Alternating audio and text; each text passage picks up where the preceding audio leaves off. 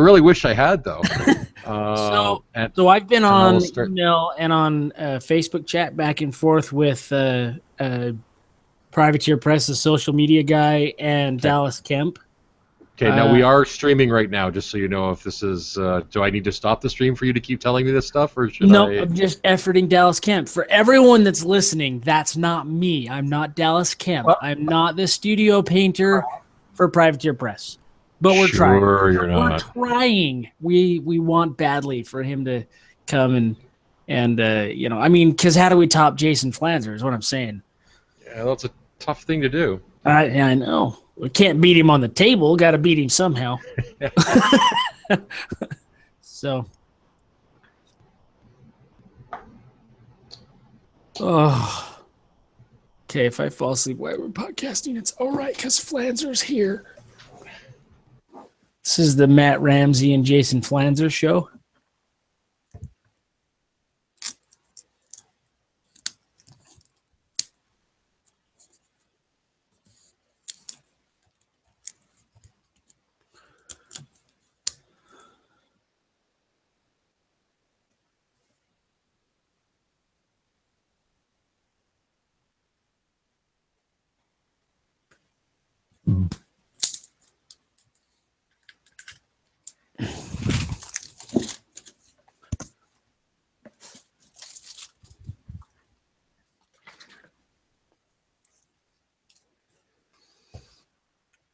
Fraser, did you mute yourself or did I lose all my audio?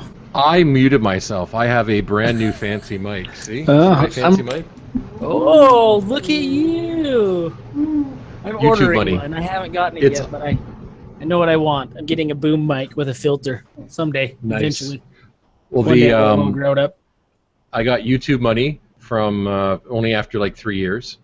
And a buddy of mine works at Staples and was going to pick it up with his staff discount and then realized they were on for, before his discount, they were like $130, which they normally sell for like $180 around here. So it was $130, then his discount, and even when he threw on the 1 year replacement plan, which helped make it meet his quota for the day, it still wound up being cheap. So I wasn't complaining. Well, those are very nice mics. I've been eyeballing those for a while. Yeah, I was going to go with a Snowball, but because it has the different pickup types, I can use it on the tables for the home machine stuff as well. Yeah, the one that I'm looking at is a boom mic, but it has all the pickups for the mixing board, so I can throw it into the board and it'll be nice. Awesome. Also, the mute button on this is much easier to access. I don't use mute on the program anymore because I can never get to it quickly enough. Yeah, neither can I. Yeah, so no more. Actually, though, when we recorded the first episode of Mark III of 4 New Gamers, and I thought I unmuted myself like 3 different times, and I kept talking. Well, the button's still flashing at me. Okay, damn it, I wasn't unmuted. Okay. I am going to drop the video quality down just a little bit because I caved and didn't use my crappy built-in mic. I'm using my, there we go. I'm using my subpar, or my much better webcam mic. I want to use for the streaming games. But I don't know how much. I think the boys are streaming Netflix right now, so I don't want that to be an issue. Well, that's not an issue at my house. Yeah. Well, I'm doing everything on Wi-Fi because I don't want to drill holes in the floor. So. Yes, you do. Drill holes, man. I do want to, but I have to justify it. So. In my case, it was really easy. We tore off 2 of the walls of the house and had at least one wall off of every room except for the master bedroom. So every room in my house got wired except for the master bedroom. Oh, nice. So, but I have a hub up in the attic, so I could drop one down into the master bedroom if I wanted. And the hub's in the attic because I made a mistake and didn't run enough lines. Shut up. Where's ye old Flanzerino? That's a good question. He said 20, so it's right about now. Ah. Matt, did you hear the part about the efforting Dallas Kemp?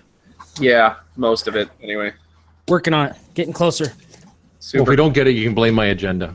It's looking promising. Your agenda was pretty awesome. They keep asking questions on it. Just how much detail we want to go into. I just want to drill him on hobby stuff because that's really what I want to talk to him about. That's what we want. That's why we want him on. And I'm a hobby nerd. I mean, the amount of time I copied everyone on the one email I sent, and then I carbon copied Matt on the second one I sent. Not me. I was making fun of Matt. Well, you know. There are some constants in the universe. Let's see. Hang on, my child is yelling at me again. Hang on a sec. You can definitely tell Fraser wrote it. There's U's in weird places. I know, right? Incorrect places. So he's asking about some of the proposed questions. I'll be right back. And he said, are you working under the impression I have a favorite faction? And my response was, certainly, we automatically assume Trollbloods is everyone's favorite faction, even if they choose to play others. Even if they profess their love of another faction, we know deep down they are just lying to themselves. I thought that was a good answer. So hopefully we can get him in. There's Flanzer. Or at least his face, perhaps. Is that all this podcast needs? Flanzer's face? Yeah. I don't know.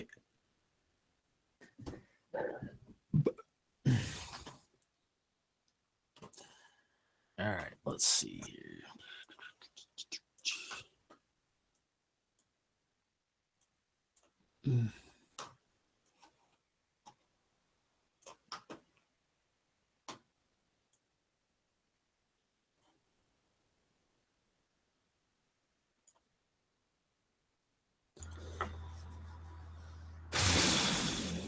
Is the blank one his, or is that you? What? The blank one? D. Eugene? D. Eugene, that's me. Oh, okay. Where'd that come from? That's what it's labeled as when you're on the main screen and the... Did I log into the wrong account? Yeah. Oh, I've been doing that a lot lately. All right, I'll be right back. Okay, doke.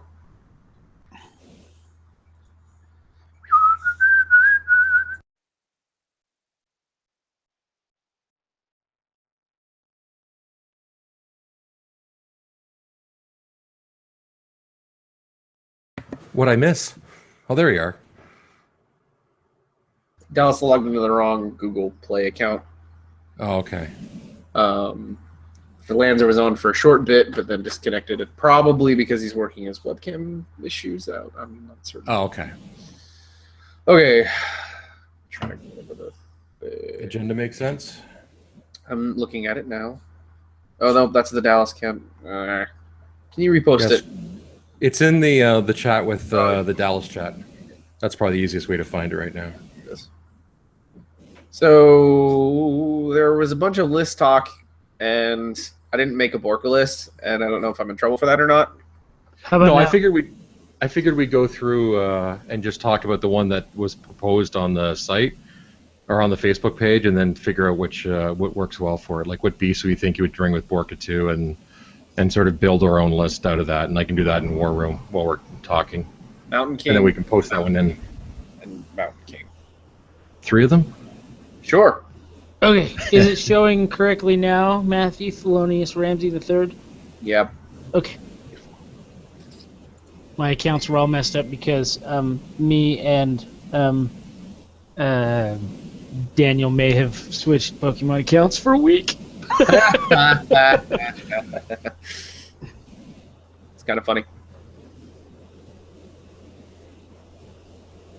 After that elusive Gyarados. Well, I have enough candy finally, but I don't have a good enough Magikarp to use it on. I have one that's an 81 or 82%er, and I was like, I'll I just hatched one that's 81%. I'm like, Just to wait it out? Yep. Where's the list that Or are we building a list? Is that the idea? Well, we can build a list. I'll walk through. I mean, I can probably tell you what they put in so far. Okay. But if I can, here, let me post it to the If chat. you're talking, Jason, we cannot hear you.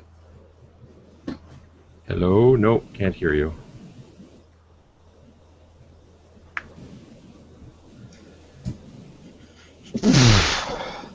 Indeed. The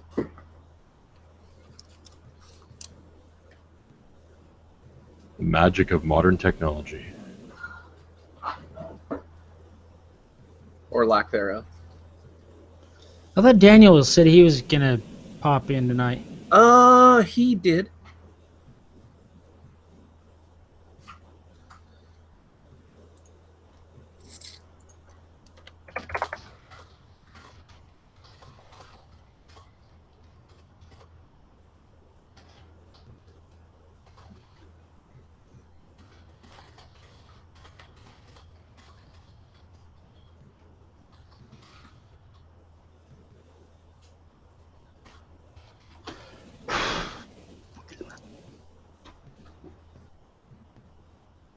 So I just posted the community put Maul, Pyre Troll, Rock, and an Axer.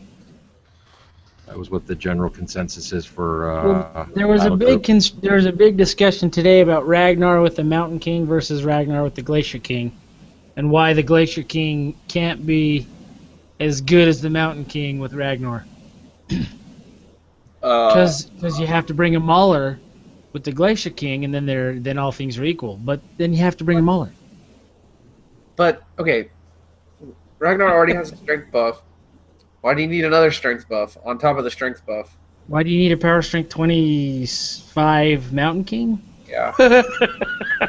Because reasons. Why not? Is what I'm saying.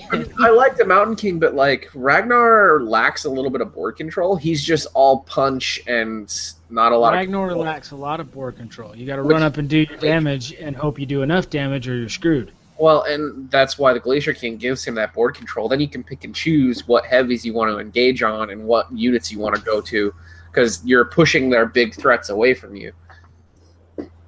So, or just kill them. I mean, yes, but what it allows you to then do is give you a more diverse troop choice with less battle group and less focus on the battle group. Let's be honest. I think we all know what the right answer is. Bring both. Yeah, right. And a war wagon. Because Matt can't build a list without a war wagon. I think that's a whole list. Let's. It's not part of our little like group. He should have all the permissions he needs to talk, right? That's not something you need to change, Fraser. No. As long as he has that link, he's good. Unless for some reason his browser is blocking it. You can try a different browser. I don't know. He's using Firefox. Firefox sucks.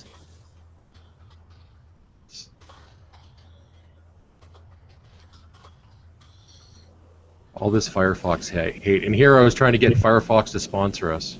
Oh, Lord. Hey, there we go. Oh, I mean, Firefox rocks. Firefox seemed to be the issue. Well, all right.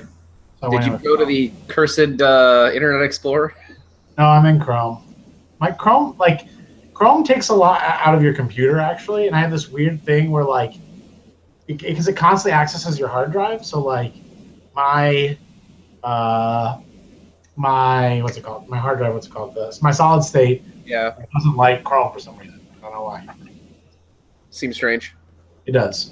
Well, Google does have to data mine stuff. Well, especially since your read-write speeds on the solid state are going to be better. Faster, correct. Yeah. Just the specific one. Whatever. All right, then. Are we about ready, gentlemen? Well, yep. Just let me know when we're ready to throw. I'll throw up the header card or lobby card, and then we can switch over.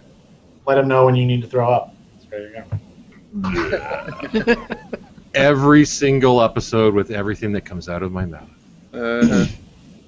There we go. So, just do you got something? Do you need a minute to ponder an opening for us, Matt? We're good. Okay, so I'm going to start the recording. And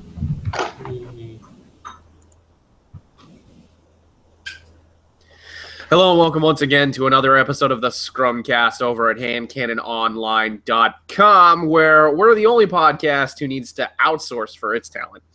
With me, as always, is the press ganger formerly known as the guy, Mr. Dallas Johnson. Hello. The Canadian troll, Fraser Belfort, Deathhead Dice on all things social media.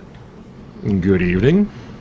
And our super special guest, as it was hinted on social media over the course of the last couple of days, WCT, or oh my God, this is broadcasting is normal. World Team Championship member, Jason Flanzer. Hello, see, I even put the shirt on. I know, that's fantastic. Ooh, No, I was like just digging in my closet, and I was like, I just grabbed this shirt, and then after I was halfway to this room, and I realized I was like, oh, this is kind of funny. I'll just run with it. So I think it's fitting. Hello, how are you? Doing well, man. I haven't seen you since Lock and Load. How you been? It's been good. It's been good. Life has been not too bad. I'd imagine it's been a very busy couple of months for you. It has been very busy, and it's just been a lot of doing a lot of different things. But I'm if you didn't know, I'm one of the owners of Broken Egg Games, and we've been doing a lot of work with the Privateer Press stuff. Our license has been kicking, and these tokens are coming out soon, so we're really excited about that, much less just doing all these other sorts of things in my life. So very exciting. Excelente. So, man, the Trollblood set is fire, man. Who's your designer? Who did the designs for you? So it's so funny. So we have we've had about 9 to 10 total artists touch the tokens. And our original Trollblood designer, there was just a little bit of an issue with them. And Trollbloods ended up being the very last set we designed, which for me, obviously, I wanted it to be the first. But that wasn't the case. So it went through a lot of different people. And I know like the main gentleman who was helping us design it, he actually wants to remain anonymous. So unfortunately, the main guy was not able to do that. But we had concept art from all sorts of people. Eric over from oh God, I can't remember his cast name. Eric G, he's a really great guy who's in the community. He did a lot of the work for us doing concepts, and then Chris Johnson of Mechanica Studios also helped us with some concepts, and then just us tinkering and toiling and trying to figure out and trying to get a good representation of trolls. That was really what it was all about. Yeah, like I said, they look really excellent. So what's the ETA for release, or are they already out? So the tokens are all done. They're all being printed, and you can see different examples of all of them. The Trollblood ones, the final Trollblood prints are coming up. You should see them actually this week in the Facebook group. I'll make sure to post them. And the packaging, which we finally have worked with Privateer Press.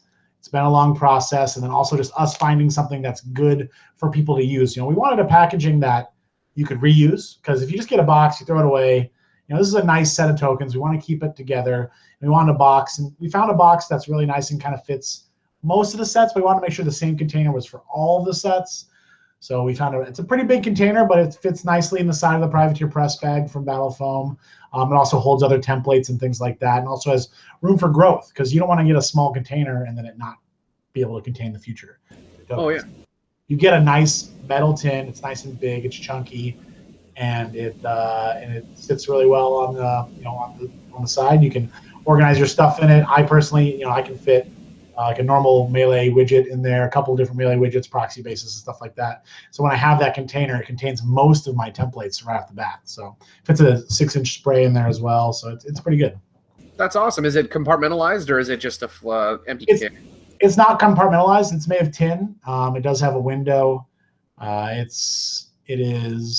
it's pretty thick, though. It's got a really nice thickness to it.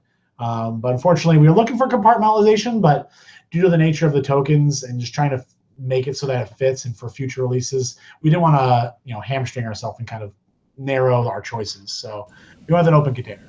Yeah. There's too much of the fitting a square peg in a round hole there.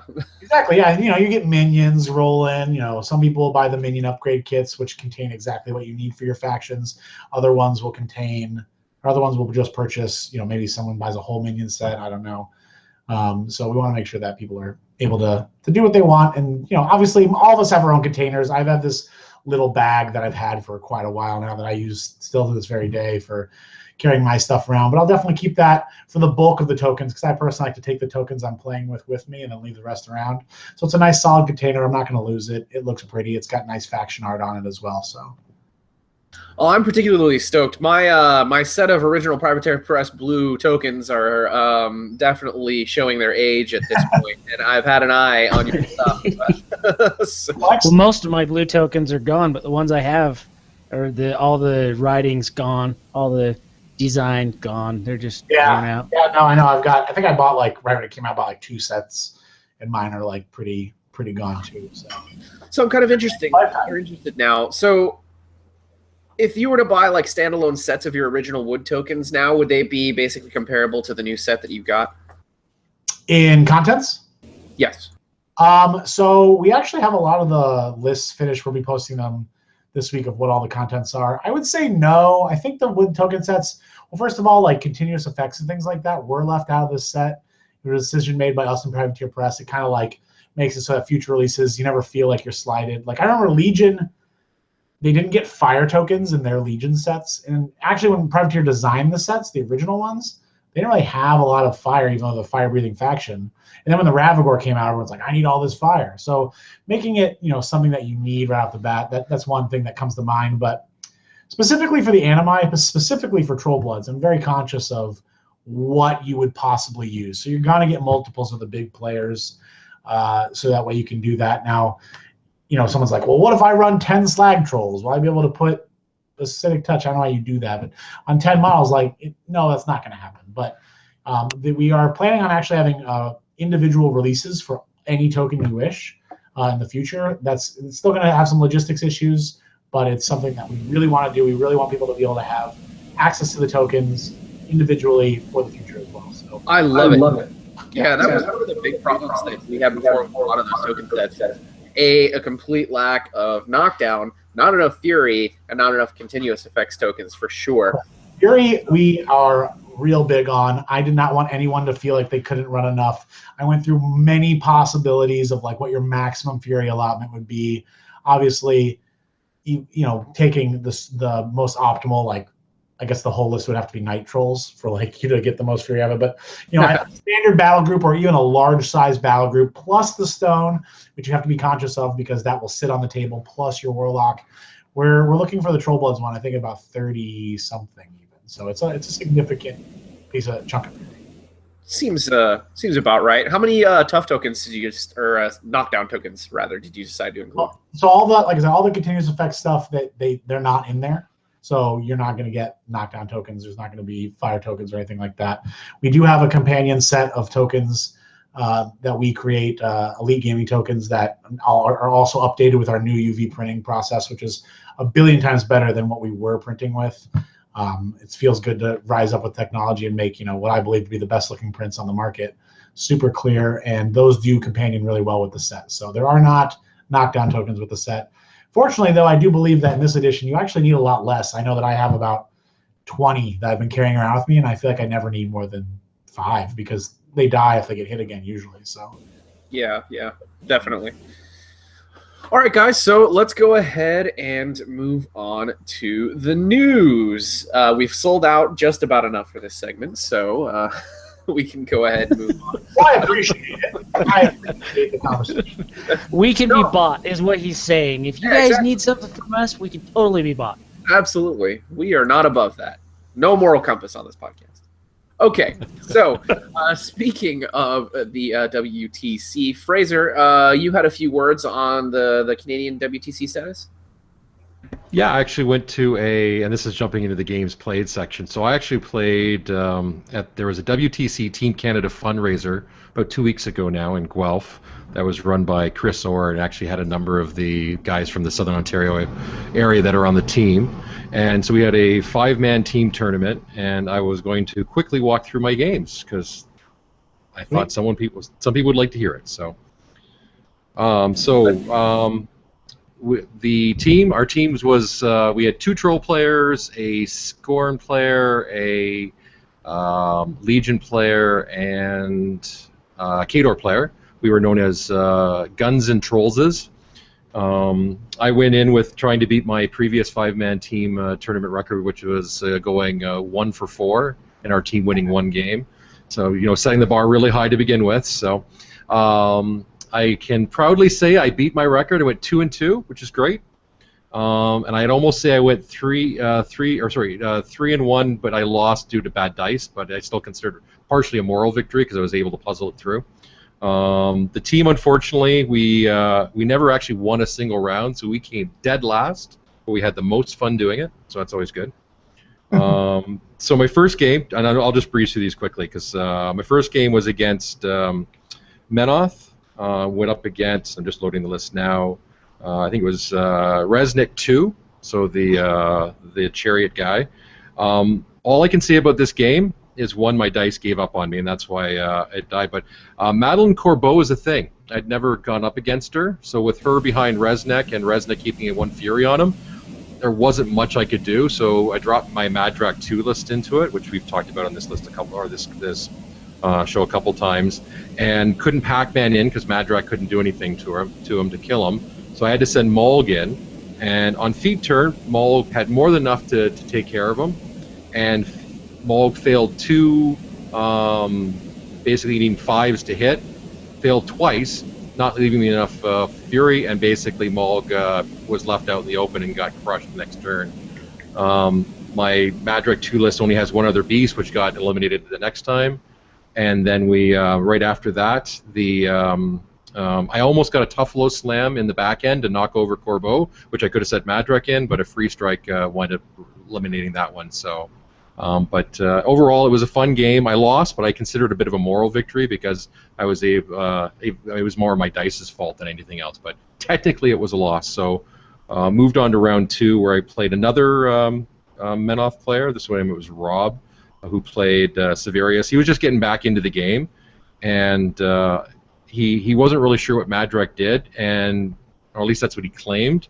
He managed to leave everything just out of a reach where I could Pac-Man through. I could get Madrak about half the way where I needed to be, and there was just too much of a gap. I did have the brilliant idea of throwing one of his Scimitars, and it landed exactly where I wanted it to. But then he failed his. Then he wound up killing him. So I removed my target, so I couldn't have Pac-Man through. But eventually, I just wound up clocking him in the end. But that was a fun game. My third game. This is actually one I want to talk to you guys about. It was against Rhett versus Kalissa, and that one. And he had an Imperious, 2 Hydras, and what are these guys? The Dawn Guard Sentinels, which are kind of brutal, being with POW 12 Weapon Masters. Yeah. I opted not to drop my Madrak list, and I think in hindsight that wasn't the right choice.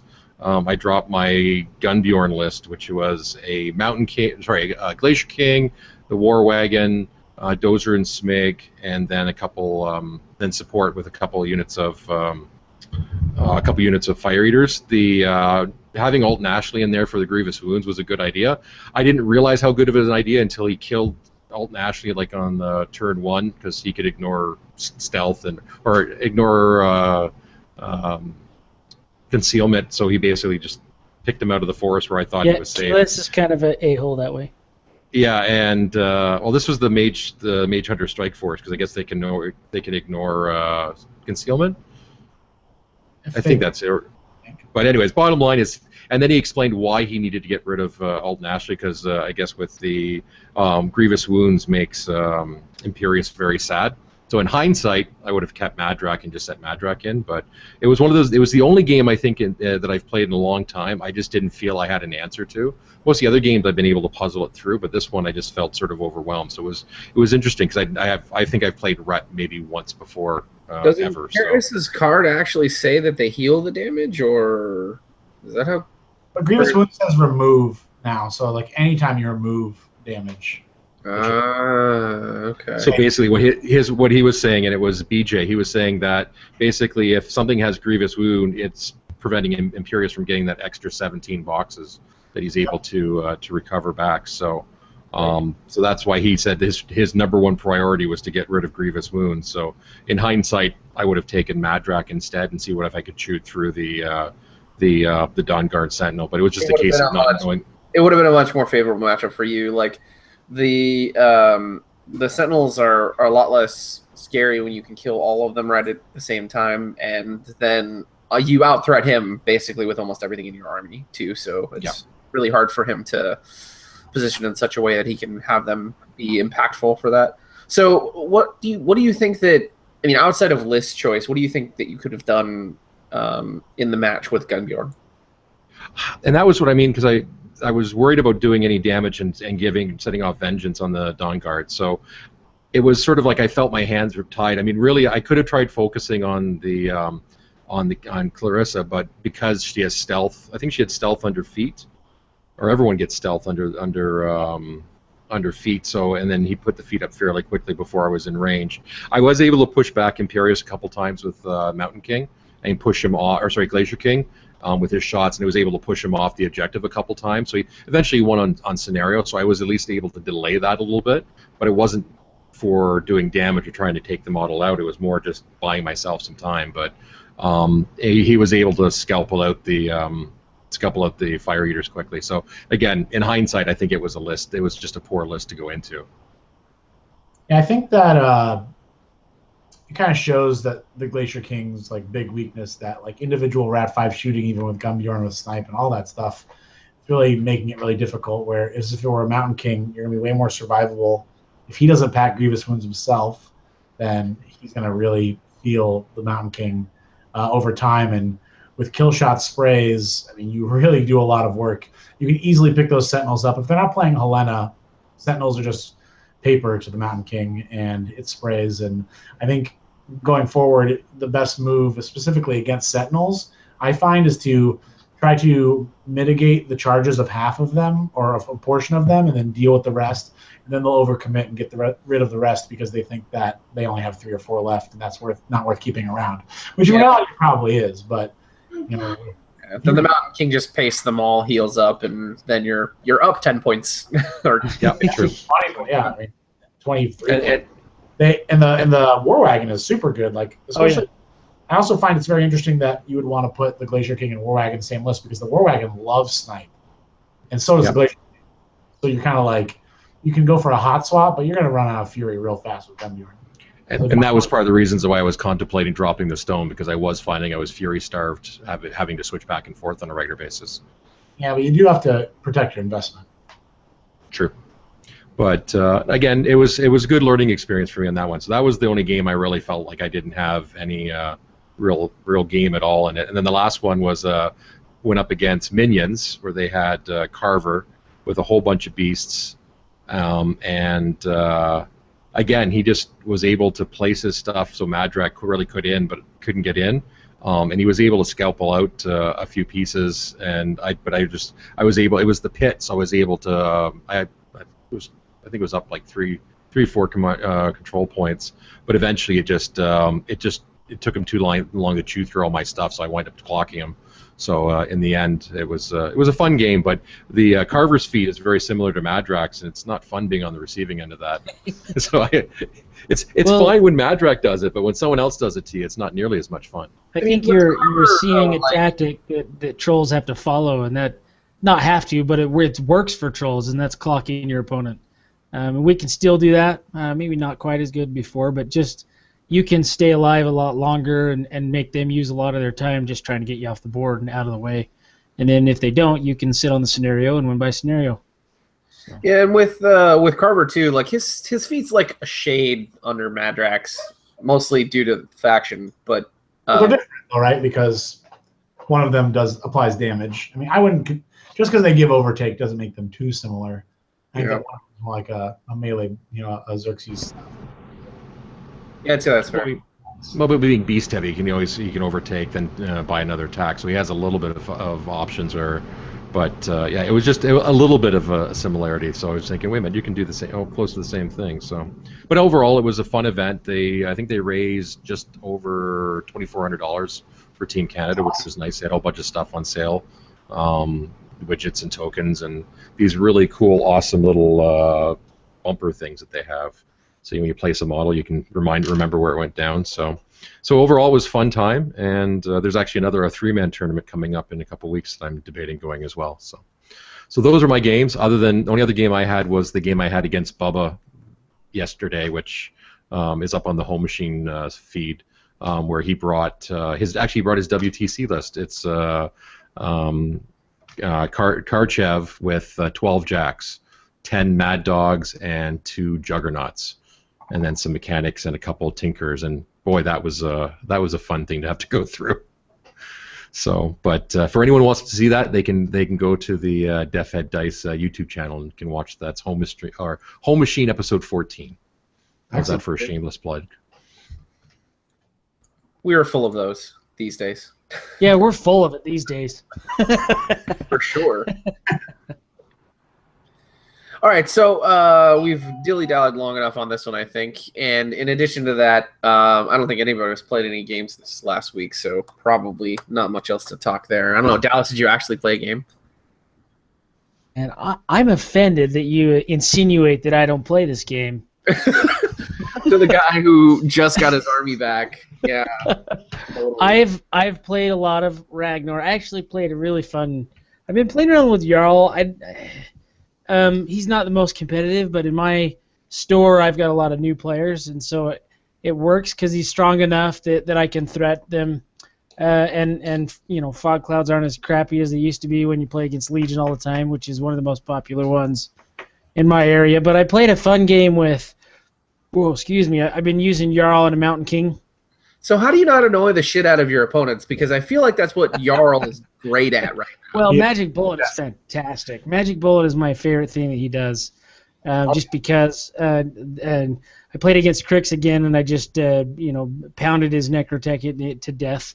And then the Mountain King ran up, and I think I played a game similar to this a few weeks ago, but I just charged him in, got a Bane that he had charged up to take care of my Axer, and then I got kill shot off, and that took care of 3 more Banes. And then there was another one in his melee range, so I charged in with the Mountain King and took care of half the unit, 5 or 6 of the unit in one activation. And then my Axer was able to kind of charge in and take some of the threat away from the counter charge on the Banes, and he just couldn't kill my Mountain King, which was really nice. And then I was able to. I think my Axer's been the one that shines because they're so concerned about the Mountain King in these games that they kind of overcommit to take care of him, and it gives me a good angle with the Axer. And I love giving my Axer +6 strength and then going after something. He's just the Axer has the range to go for he can get a good angle if you do it right. So I've had some success there, getting some assassinations with my Axer using the Mountain King as bait per se. I struggled when I played the same list against Legion. He had mostly a shooty, or not Legion, Retribution. He played mostly a shooty list with Kalesa, and I started losing things a lot faster than I expected to. But I was able to pull one out again in the end. He ended up killing the Mountain King, but the Axer was right there behind it, ready to kind of step in. And again, I was able to I had to put rush on him for the distance, but I was able to charge in with +3 strength and cut Kalesa in half. It was great.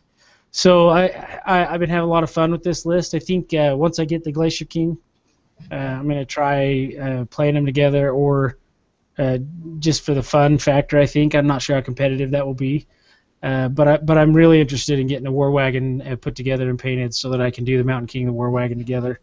Yeah, that model. Well, I mean, we rave about the War Wagon these days. Like that model just does so much work. We're having fun. I'm gonna try. I just got to get my chef finished painted this week, and then I'll start assembling my War Wagon. We got a Crossroads event starting this Saturday, so I'm hoping to try some of that action this week. I haven't decided on the caster yet. I've still been playing a lot of Ragnar just because he's new. But I might switch back to Grim 1. He's still my favorite, always has been, so I think I'm going to start working him a little bit. See what happens. Build a different list this time. It won't be Grim 2 Earthborns and Rock, I promise. I promise. The Earthborns stay home a lot more than they used to. So that's fair. However, you get a lot more room for Earthborns now that they cost 15 instead of... There's some unit choices. I like Grim with some Warders, with the Mountain King and a War Wagon. and some fin blades probably. I haven't decided yet. I got to work that one out still. Seems fair.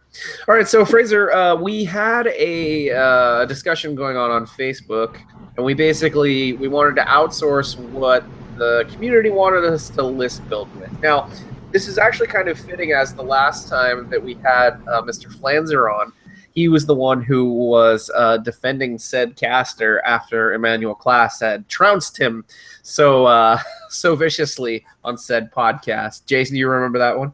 I do. Yep. So today we're talking about Borka 2.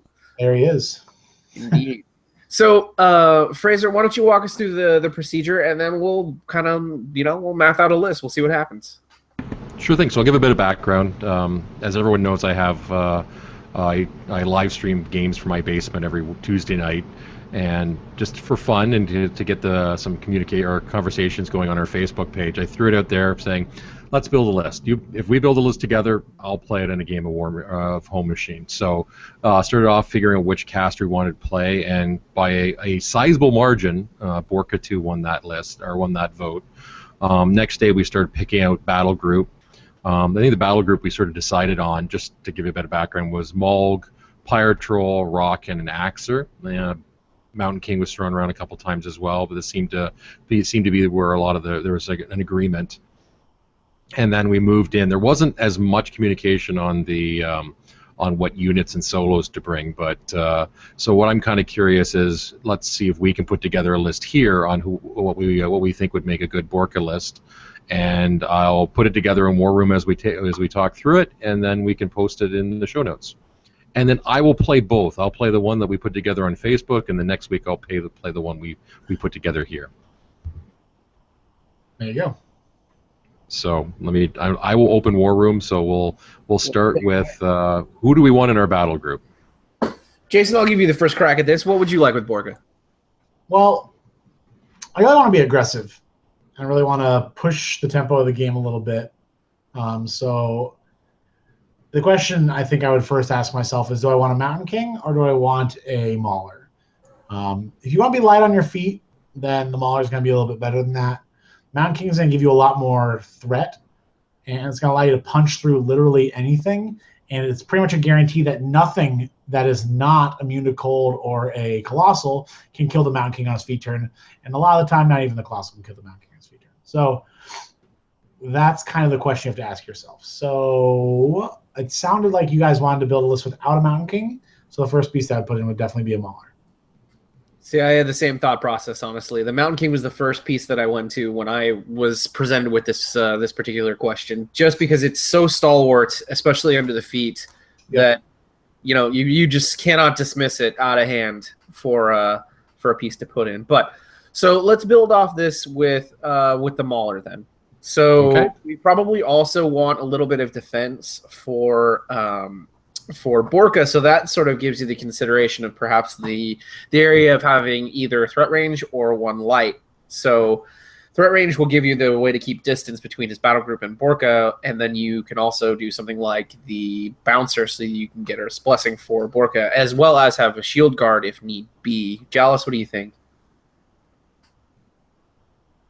Microphone. Up his mic. I don't know what I think. I was gone. Why do you always ask me when I'm not here? I like to put you on the spot. Okay, so we decided that probably our first beast, at least by committee, should. We got Borka 2. Borka 2, yes. Yeah. So I was trying to figure out the merits of bringing either. Borka 2, Mauler. What else? And a bouncer was my next thought. Ooh, I like the bouncer for Earth's Blessing. Exactly. Shield guard. I think the bouncer's probably a decent choice there. Shield guard, good defensive tech. And you got the Mauler to help him with his power strength. Exactly. Yeah, I don't hate that. Not only that, but it's really hard to remove him from a particular place if you absolutely need to. The another thought that we could do is, instead of the bouncer, bring the Axer and use the battle group as basically the shield for Borka, so that they don't really have a way to get too far beyond the battle group. And then also this helps the battle group stay up, I guess, as quick as the Borka is normally. Because speed 7 as opposed to speed 5 is really difficult to deal with sometimes. Well, the action with reach and rush helps a lot too as well. What do you think, Flanzer? Yeah, I think that you kind of have to build. I actually think in a list like this, you want to kind of build your other components first, other than the battle group. And even though it's a battle group centric list, you need to decide what support and what kind of models you're going to put in it. Because, like, for example, like you guys were talking about it before, the other list had a Pyro Troll in it. It's like, well, I'm not sure that I mean, I know that's +2 damage. It makes Borka way better. I get that. And I also know that it pairs well with Fire Eaters. But if you're not looking to bring the Fire Eaters, you could go heavier into the battle group and get a lot more damage out of your battle group if you want bigger models. Because right now the gap between a light and a heavy is the smallest it's ever been for trolls. Because troll heavies have always been so expensive. I actually often, you guys were talking bad about the Earthborn. I've been playing the Earthborn in almost every list, and I find that while I originally thought I wanted Shield Guard from the Bouncer, I actually found out that Earth's Blessing is more important. And for 6 more points, you get a lot more War Beast with the Earthborn Dire Troll for the same ability. And he has a lot of immunities. He's very adaptable. He's very fast, which is also great. And he's very survivable with 2 more boxes than your standard Mauler chassis. So bring the Mauler and the Earthborn is what you're saying, probably? I'm saying we have to make some decisions on what else. Yep. Okay. Are we looking to bring a big chunky unit to put his concealment spell on? Or we're looking to bring smaller units and play like more of an MSU style. So I feel like playing to his strengths, the chunky unit makes sense. Long Riders, maybe Warders. Warders might be a little too slow for the list. Long Riders seem to fit really well here just because they're a large unit with good boxes, great threat range, good output. I mean, they fit his kit really well. And then you're putting less and less stress on Borka's Fury Pool, which is his weakness. So when you take that into account, like, you could basically minimize your support, utilize. I mean, we're also faced with a thing where we could even not bring the stone at all here. Like, I feel like the feet and the speed of the list can give you enough legs to capture and hold a scenario for long enough without being under personal threat and needing the stone to protect either Borka or your battle group. And if you're actually loading heavy on a battle group, taking whelps and like multiple Earthborns actually seems pretty decent for this because it's more targets to stationary more targets or more targets to take more hits. Yeah, I think that if I wanted to run a stone with Borka 2, I think you should really consider, if you want to run a stone, if you want to run it running just the minimum stone, just following him and maybe a War Beast around. And that gives you a lot of protection. In late game, they're actually really good at holding scenario points if Borka wants to charge off of it, because it's a very small unit that half of it is very simple to keep up. You only need 2 models, and you're going to try to keep your stone around as long as possible. So you'll be able to take and hold points with it if Borka wants to leave behind. Because it's only 6 points. Once you start getting into the UA and additional models, it ends up usually not being worth it. You're never going to fill it high enough for the other guy's size of the unit to be relevant. So.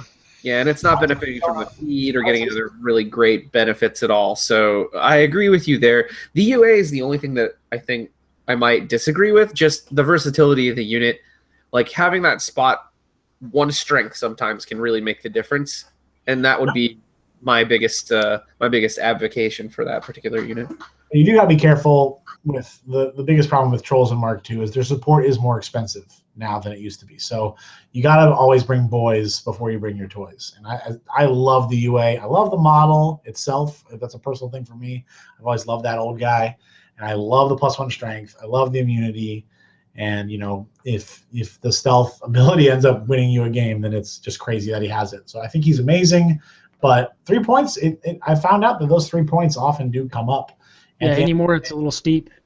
Yeah, the armor ends up being more important in the long run. If I need to drop 3 points, I'd be willing to drop it there. But so I think that since we're talking about the scripting and saving on points here, I honestly think that probably there's only 2 supports that I would consider, 2 support models that I would consider for this list, and the first and foremost being a Fellcaller, and then the second being the Rune Bearer, and those are probably. I don't think you can actually fit both in this list if you really want to do what you want to do with it. So you kind of have to decide. He just seems slow, unfortunately. It just doesn't like. Okay, so basically, if you're taking the Rune Bearer, you're committing to saying, "I am going to run first turn with this model to make sure that he is not behind for the rest of the game, and then just hope he doesn't get sniped out." And then that will ensure that Borka's Fury efficiency will be there, so that he's not completely starved all game, which would then facilitate a stone. But I mean, again, it just kind of folds in on itself. I think that the Fell Color is probably the only option for this list. I agree, and I think it's a must-have. You want to get, if you really need to have Borka punching through, he needs to be having that mat, and you're going to have that one unit that's going to enjoy the mat as well. And Pathfinder for that unit's likely going to be necessary if it is needed. And he's just all around a great solo as well. I mean, he lost a little bit of combat effectiveness, losing a speed and a mat, but he's still very good and still chops stuff up. And that spray is so good. Yeah, the spray I always use it to unengage stuff, and it's just fantastic. Yeah, I agree. So let's go back to units. So warders might be too slow. Champions might be too slow. Do you think they are actually a decent fit for this list? I mean, like I said, you get one unit, right? So they're going to be def 14 in melee, and they're going to be def effectively 14 unless you ignore concealment from range. You're going to give them stealth one turn as well, so you've got a lot of beef there to be able to do some pretty good work. I don't hate that. I wish troll heavy infantry were better because I love them so much. They're the reason I play trolls, or one of the reasons I play trolls. And unfortunately, Long Riders just took a massive hit in this edition, and I think that they're still good, but they're unfortunately just not going to clear out as much as I would hope they could, like they could in the previous edition. So I think that you could do that. I actually like the scouts here. You also can give them stealth all the time with Prowl. And they actually do a lot of work. They AD, they Pathfind, so they're very independent. They get up to Mat 8 on their own. And I think that they're surprisingly flexible for taking and holding scenarios, annoying people, and if they need to, chopping up some stuff. Actually, their stealth and the mobility definitely give them a leg up, and then they're a lot less expensive than a lot of the other infantry options. Do you then invest in like a light unit instead, like go to Fire Eaters, or you could even invest in Fenblades again and go that route? Yeah, I kind of like the MSU style. I think having a chunky battle group with a couple of units that are kind of independent, like the Fire Eaters and the Scouts, might be a good option. It all depends on how much work you want to get out of the Long Riders, if that's what you really wanted to bring to really get them up the field. But man, I have just been I just can't. I don't know. Maybe I just don't get it, but I can't get them to work. They're just so out threat by everything in the game. Fenblades charge just as far as, or head threat just as far as they do now, and it's just, to me, it's just sad. I just can't make it work. You can't buff them up enough anymore for them to do significant damage, and they just kind of fall flat for me personally. I mean, then that's all a possibility. You exist in a different meta than all three of us, obviously, because we exist in 4 different corners of the country. But what I have noticed I'm pretty sure Flanzer's meta is everywhere, just so that is possible.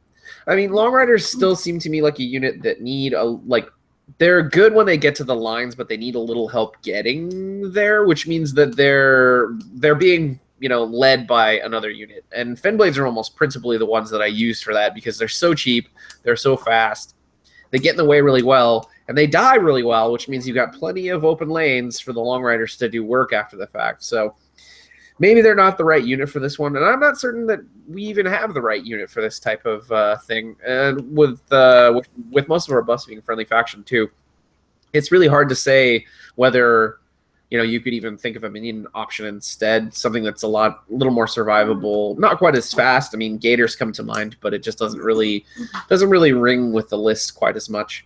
So for me, this is my new thing for Mark III, because I think that Trolls got some incredible buffs moving into Mark III, and where those buffs are is kind of hidden. So like with the Earthborn and Mold going down to Fury 4, we find out that Fury 4 actually ends up being the norm, right? So, and our range beasts actually got buffed to Mat 6. So compared to the Earthborn as an example, they actually hit just as well, just as accurately, just as hard. So with Borka, you kind of have this like toothy, attack that you can really bite off some heavies. Borka himself could even do some fighting, and you've got a feat that says, if you want to come and kill me next turn, good luck. Thinking of like a blitzer or even a bomber here might actually be interesting because they fight just as well. You can't just engage them and like charge them with a bunch of stuff and deal with them on that feat turn. And they're going to put pressure for your opponents to close the gap. So I actually think that that's kind of interesting. And also I think that you guys, your favorite model, the War Wagon, actually could even be decent here. I agree. The one problem you see there is that the War Wagon's that one thing that sort of, it's the pimple in the list. It's the thing that everybody will notice, which makes it sort of feel like it's a target in a way, even though it's... You can give it immunity to cold. You can, but battle engines can't be stealth. Sure. So then he'll get shot, but he's really good at... I mean, if we have that min stone and he gets just behind that guy, 6-7 inches away with Borka and him there, Borka will be armed 20. The guy will be on 21. You want to, what are you going to do? Take a couple of shots, a couple of POW 15s boosted, trivial damage to him, and then next turn really close it. Or, you have your beast there. Like, they have to respect that they're coming for you. Yeah. Honestly, that's kind of interesting to think about. Like, the cost of the War Wagon actually makes it feel like a unit, and it performs almost like that. So that could fill that big, chunky gap that you're actually looking for there with the battle group. Furthermore, it occupies so much space, and it's so fast that it can be a really reactive piece on the board when you're talking about a live scenario. So that's kind of an interesting thing. Furthermore, you could still supplement it with like a unit of scouts and then sacrifice one light beast in the battle group and go that way. That way you've got autonomous pieces that don't actually need to be buffed or helped at all by Borka, and then still have your battle group, threatening a large portion of the board. So here's what I've got for you, Matt, so far. You gotta tell me what I've got wrong. We've got Borka, Runebearer, Earthborn, Pyre Troll, Bomber, War Wagon, Fellcaller, Feralgeist, Min Stone, Scouts, 2 units of Fire Eaters, and Swamp Covers. If that were a list, that would actually work. It's 75 out of 75. I just built it in War Room. Kind of like it. I don't hate that list. So there's no damage buff. Well, the Pyre Troll's there, so there's some damage buff. And the Mauler's there. And no, the Mauler, we had to take the Mauler out, put the Bomber in. Wow. So we got to make room for the Mauler. No, Mauler's first one in. He's unfortunately... Well, then we dropped the War Wagon and put the Mauler in. It's not going to be 100% troops. It's got to be Mauler or Mountain King in every list. Mauler or Mountain King? Mauler or Mountain. You got to have that +3. Mauler or Mountain King. Okay, so now I got 3 points left. Philippist it now, unfortunately. Yeah, a little bit. Hey, here's your 3-point tech that nobody's going to see coming, all right? It's going to be those stupid little gremlins that nobody sees coming. Did you know that this year's WTC has a Team USA player who's playing Trolls who has a Gremlin Swarm in... My God! I thought of this like 4 weeks ago, and I never even knew that. Like, what, what the shit? I have a Gremlin Swarm in one of my lists, and it's because he's unkillable to like 3/4 of the factions that you play. And Trolls, in my opinion, right now have a very definitive weakness in split zone scenarios, and sometimes he just wins the game for you because you can't remove him. That was oh my God! I built a Grim 2 list, and I was 3 points shy trying to figure out exactly what I needed in this list, and I felt like the list was too compartmentalized, and I'm like, the Feralgeist is too shitty, and the Gremlin Swarm could just be good in certain situations when your opponent isn't thinking about it, and then it could just be awesome when they can't deal with it on a scenario. Most people can't deal with it. Like, I'm trying to think of like really great, like maybe if you had like a Sloan, okay, sure, Sloan can do it.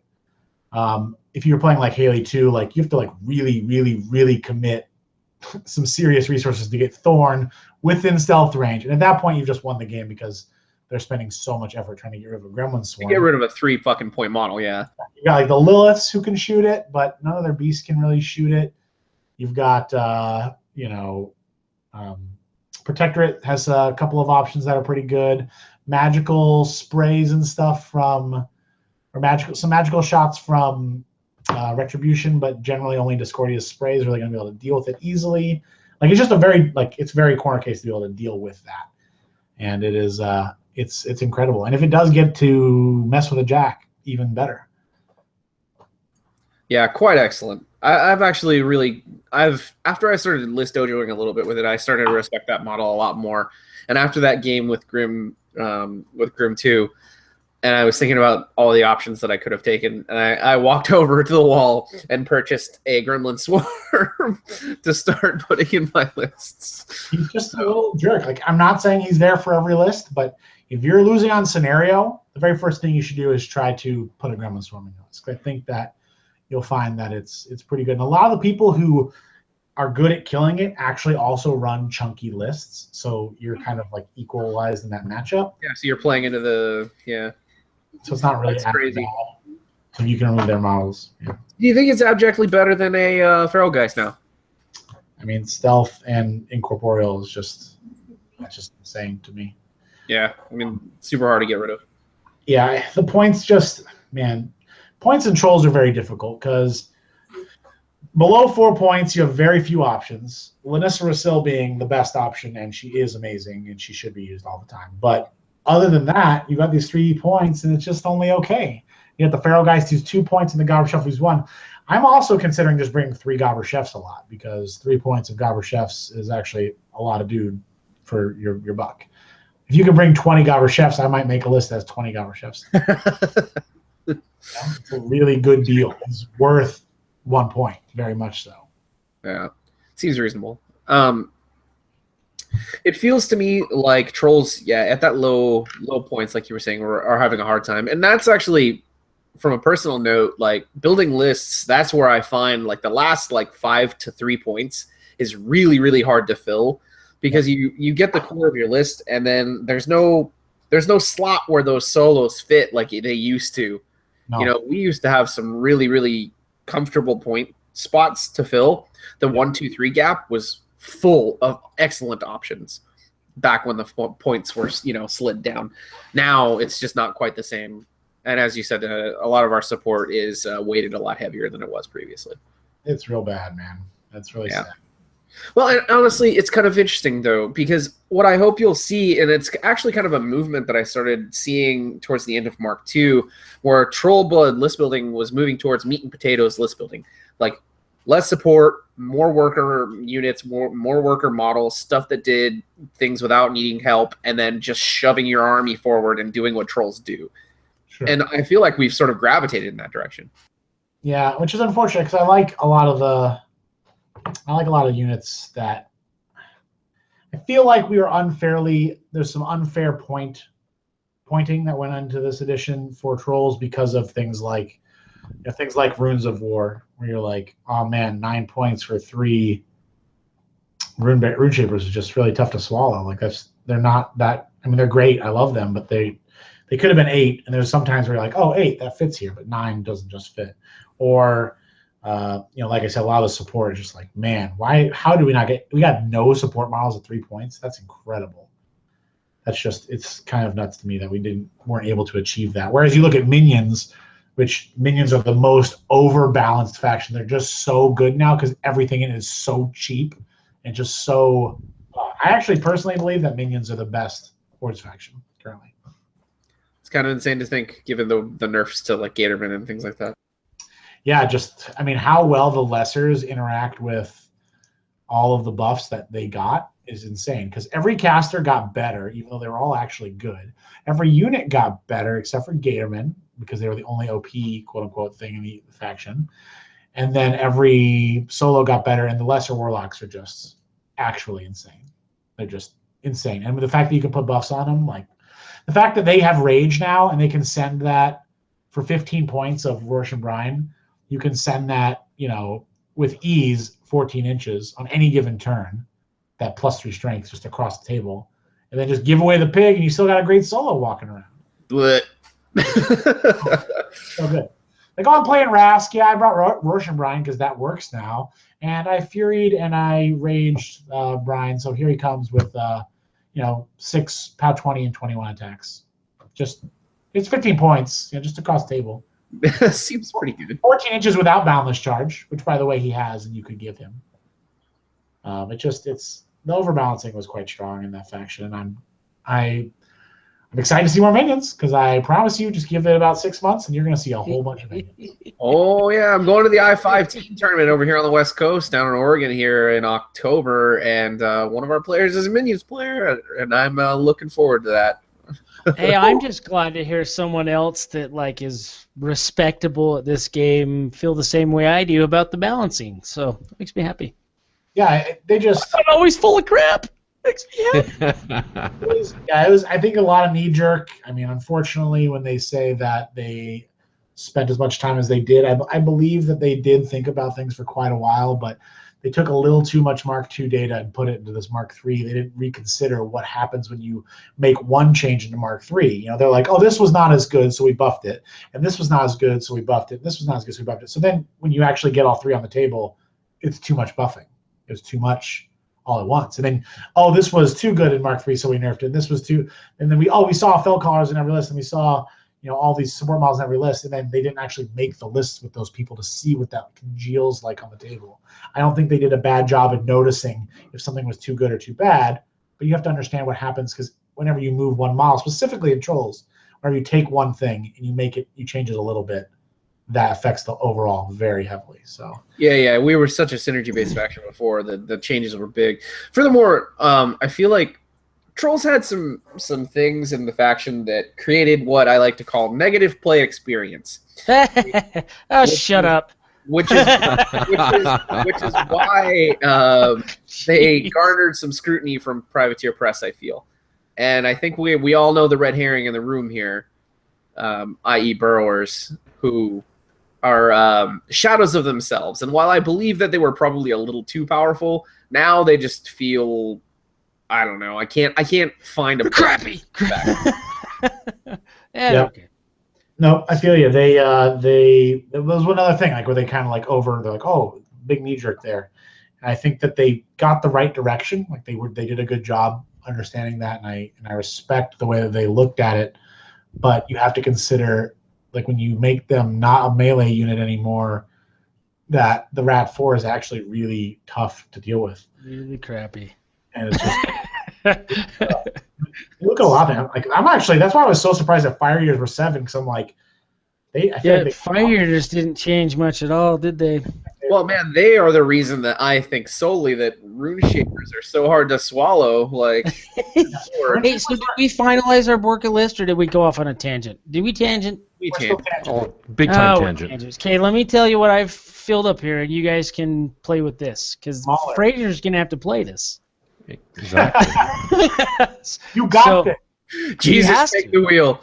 All right, so we got Borka, Runebearer, Earthborn, Pyre Troll, Bomber, Mauler, Fellcaller, Feralgeist, Gremlin Swarm, Krillstone, Min, Scouts, Fire Eaters, and Swamp Gobbers. Drop the Swamp Gobbers and the Feralgeist and put another something that works in there, like a Mash Eater. That's my thought. You say drop the Swamp Gobbers and Feralgeist? You're telling me that is a 75-point list? Yeah.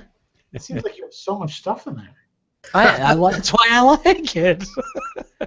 Hold on, let me make this real quick. Let's see here. Okay, Borka.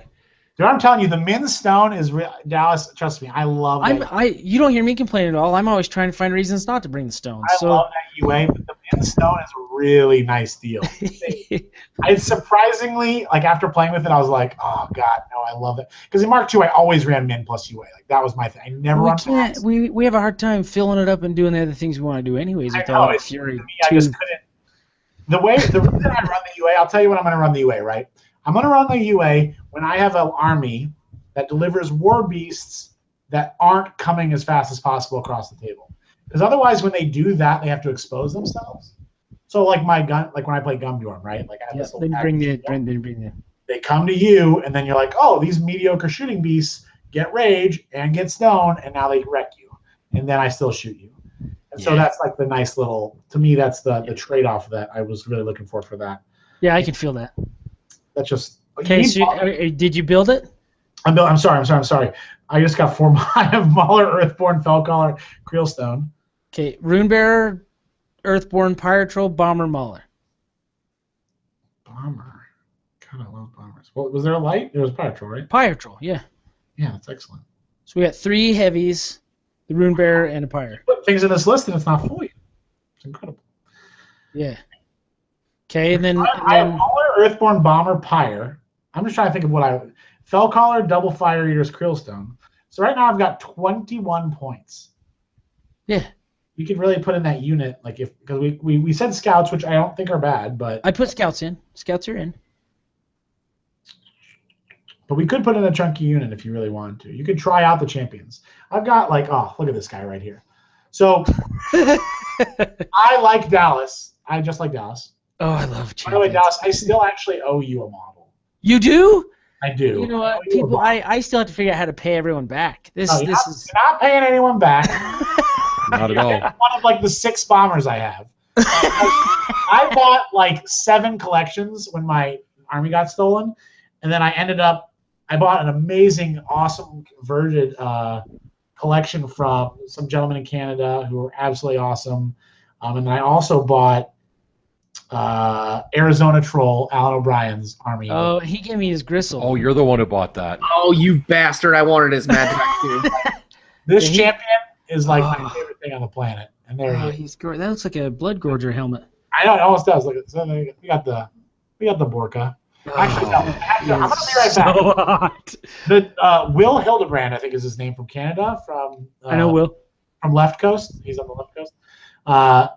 Jeff Everett hooked me up with him and his army, and that was also good. I have to go get his Borka because we're talking about Borka. His model. This is where we play the.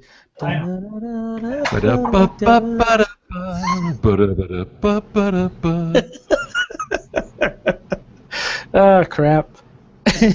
I like this list, Fraser. You're playing this list. I absolutely am. You are. You got to buy a Gremlin Swarm. Yep. As I said, there's a few things I have to buy. I don't have any scouts either. If we wind up going with scouts. Well, the Gremlin Swarm fills the same. Don't go with scouts. We can do other things. We want to play within the realm which you have. So like here's Borka, right? Painted by Alan O'Brien, the Arizona Troll. Oh, that one's good looking. Man, that's absolutely incredible looking. I mean, you can't see, but the runes are just out of control. This model I have to show you because this is just incredible. Let's see if we can get this zoomed in. I don't know if I can do this. So, look at that. Wow. He's got a fuzzy hat on. He's got a keg. And he's got this whelp who also has a fuzzy hat on. That's the bomber whelp. Yeah, and he's got a keg. No, that's not the bomber whelp. That's the one carrying beer. One carrying the beer. Yeah. He's got extra scrolls because he's a shaman and he likes to learn. Yeah, no, this is incredible. And then you guys have probably seen this online too. Will sculpted this, or no, was Will this painter or the sculptor? I think it was the sculptor. Whoa. That's a rock. That's a rock. Those are Smigs. Yeah. Completely. I wish I could show it better. I'll probably take some pictures. I can give it to you guys so you can put up with the cast. Please do. This is all hand sculpted beard, and it looks like just out of control, amazing. This is just he plastic card sculpted this and put some extra love into it. That's insane. Because he's incredible. Oh my god! I'm gonna play some Doomy 2 because that's his home. So let me tell you, the very first time I played Borka 1, I played Rock because I was like, Rock seems so good. Oh my god, stumbling drunk. And then I just stumbled on into my death. And I was like, I am not lucky enough to play that model ever again. Because I just stumbled like oh, first one. Oh, that's weird. I walked 3 inches towards you. Okay. Oh, I shot you again. Oh, well, now I'm in the middle of your army, and then you died. And that was very sad. So I can't do it. I just can't bring myself to play Rock anymore with. Well, once I get these friends painted up, I will do that. And he has an awesome purple scheme that looks amazing. I have to show this to you. This is another one of Arizona Trolls. You've seen this probably online. Oh, that is Braylon. Look at that cloak. Ignar, and you can barely see. Let's see if it'll autofocus here. No, I don't think it's going to. You can see. So he showed me that one. You can see. I've seen that model in the cloak. There's darker and lighter colors of blue. It looks so. I've seen that model in person. Look at the underside. Wait. Let's see here. It's a blue cap. Oh, man, his stuff is so nice. It's out of control. I met Alan at DualCon like 4 or 5 years ago now, and I've been talking to him for years. That guy is super sweet, and man, if you want to feel bad about your paint job, go look at Alan's stuff. Alan's stuff, it's like the most unique paint job because it looks like it's cell shaded. You can find his stuff. We'll get a link to the thing, but also he has an epic long painting blog in the Predator Press forums called Arizona. His name is Arizona Troll. You can look for. I think it's Arizona_Troll. But he did a great job, and his life had just been going a certain way, and he wanted the models to go to a great place, and so we ended up.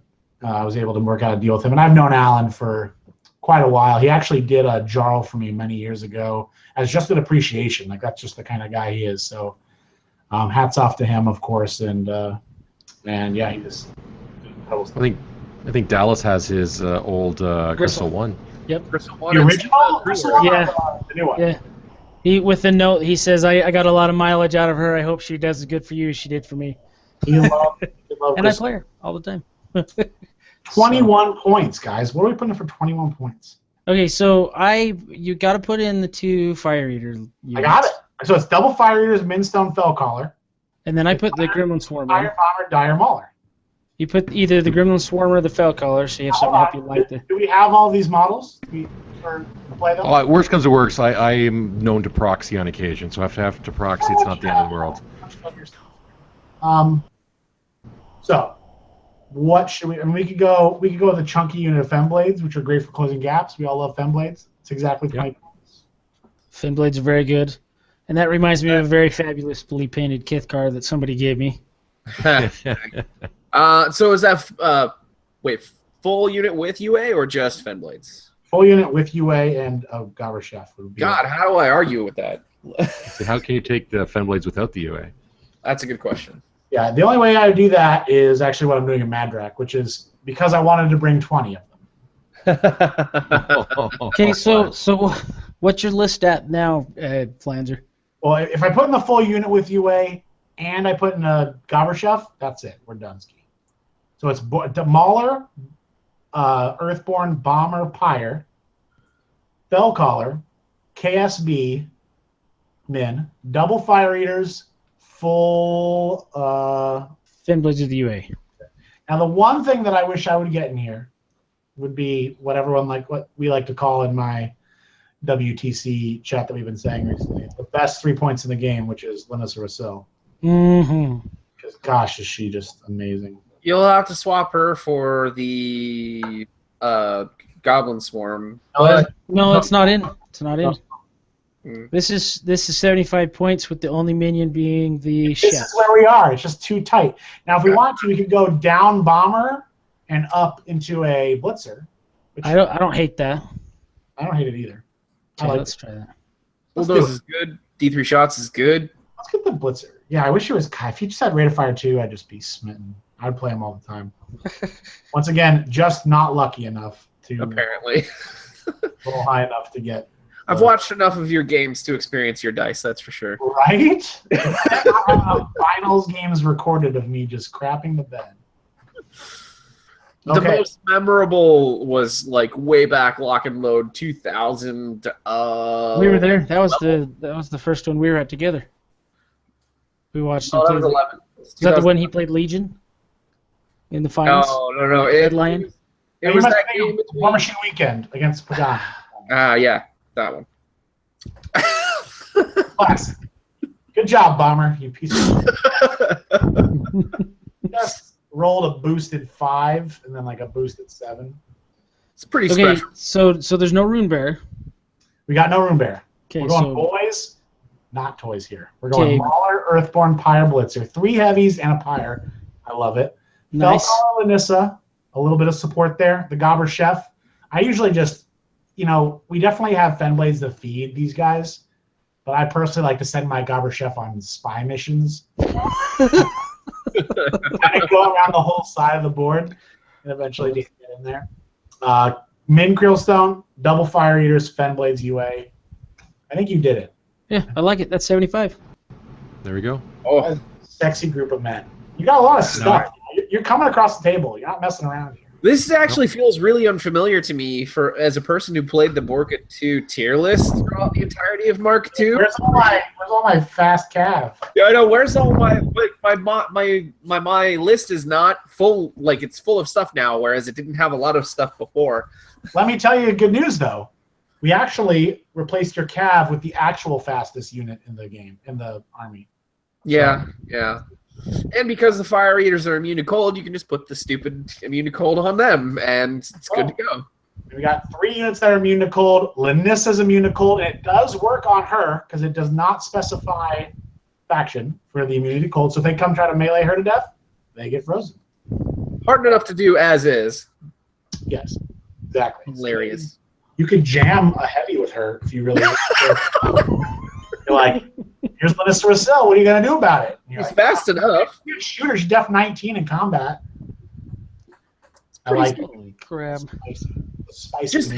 Just wait. Like, your opponent will be so salty when she hits that frostbolt and fucking stationary something crazy.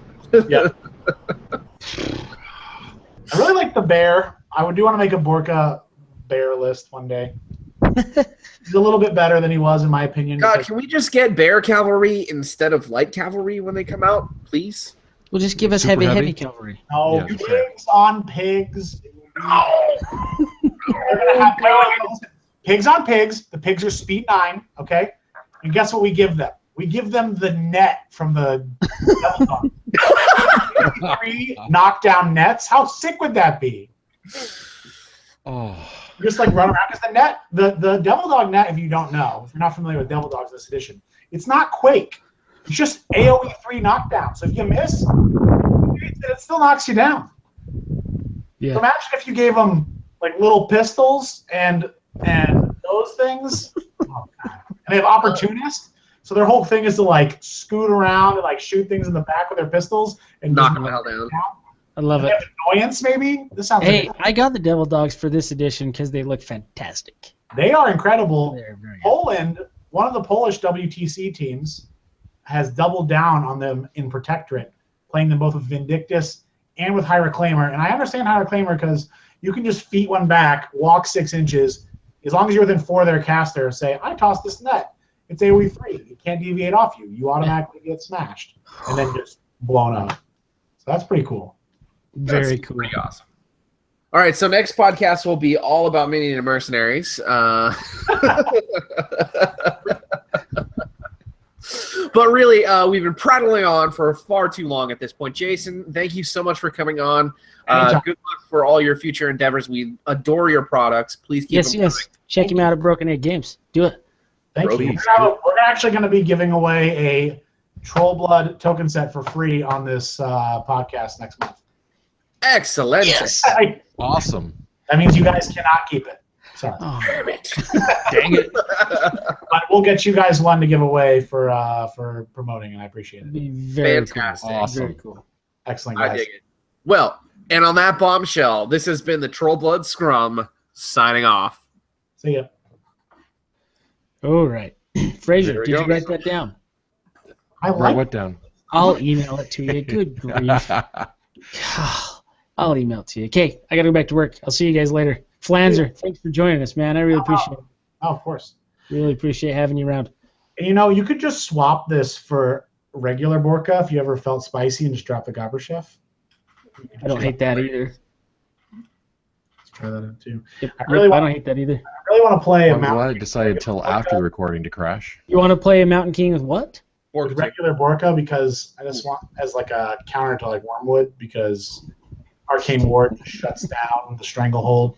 You're just like, see ya. Why do people complain so much about Arcane Ward instead of Iron Flesh? Isn't Arcane Oh, Ward like better. a gazillion times better? I'm so happy that it exists. I'm so Oh. glad that Doomshaper 1 lost Banishing Ward. I would be playing. Oh, yeah. I would be playing him in WTC if he had Banishing Ward. But Yeah. Sad panda. All right. I'll see you guys later. Thanks again, Flanzer. Matt. Yeah, Fraser, see and you guys actually, later. one quick comment, Jason. I didn't know if I got a chance to thank you before. You actually, I reached out to you guys for prize support for my Battle for Breath tournament back in the spring. So just wanted to thank you for doing that. That was really appreciated. no problem. Whenever there's events to be ran, we want to make sure that they're fun and good. So we're happy about support for them. Perfect. I just wanted to thank because I never got a chance to thank you in person. So. No, not a problem. Thank you guys for having Awesome. me. No problem. I'm Forward sure to the we'll. battle reports. Yeah, I'll send you the link when it's done. It should be tomorrow or next week's game. I just got to figure out who I'm going to play against. So, and hopefully they won't tech against me, but you never know. I think this is a pretty good all-comers list here, though. I think It's that pretty good, actually. It's gonna be fun, that's for sure. we're gonna be doing some slamming and shooting with this blitzer. Great. I love it. I actually love Dozer and Smigs. Oh man, they are my favorite. Oh, yes. Right now, they're my favorite beast. I have used that so much in this edition. They have so many good little things too. Like Bulldoze, I've used that a ton. I had this hilarious situation in a game. Although I dropped Janissa out of my list, I was playing at the Wisconsin Team Championship, and I had a Centurion charge Dozer and Smigs, and he didn't really chunk it that hard. And I used Janissa. I walked up and I pushed him to the side of Dozer because his caster was over on the side. And then I still could see him. And then I slammed him. And he's like, well, you don't have enough distance. I'm like, but I'm going to bulldoze you. So then it pushed him back another 2, slammed him, hit his caster. Knock the fucking caster Shot his caster. That's so good. Side game. Yeah, no, it was like, he's like, you just moved my model, my Centurion, that was in base contact with Dozer and Smigs. You moved him 10 inches. I love it. I love it too. So good. All right, guys, so I'm going to get out of town. I still haven't eaten anything, and I'm very hungry. So, Jason, thanks again. No problem. Bye-bye. Appreciate it. I'll see you guys later.